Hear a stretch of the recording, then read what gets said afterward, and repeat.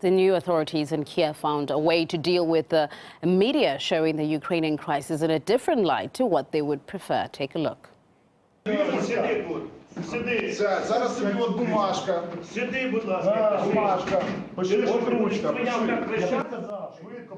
Now, the man in the chair is now a former director of one of the country's TV channels, which was accused of airing anti-Ukrainian content. His office was stormed by people who introduced themselves as members of the Freedom, Speech and Information Committee. The director was then beaten and forced to write a resignation letter. Now, meanwhile, a number of Russian channels have been banned in Ukraine, and a satellite provider which used to work for RT was threatened by unknown gunmen. And as RT's Marina Kosarova now reports, it's not just the media that the interim government wants to target.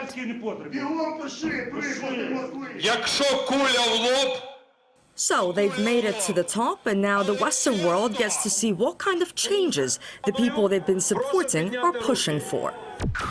Introduced the death penalty for traitors, spies and deserters.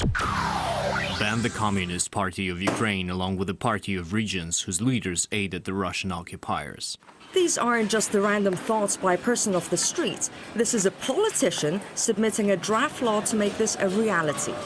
So who is this man who's making such bold statements? Meet Oleg Lyashko.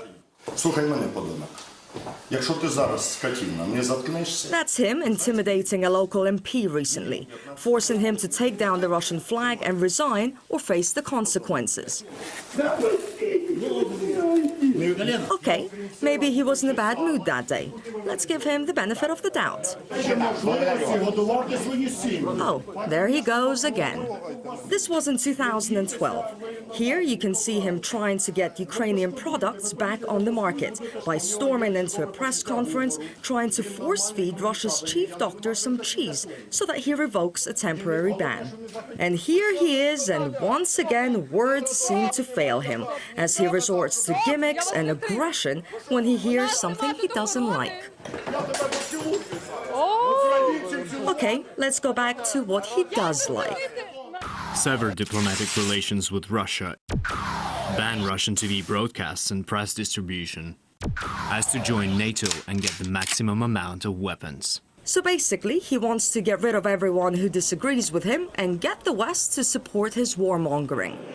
It would be interesting to see if Lyashko actually does something the West doesn't like.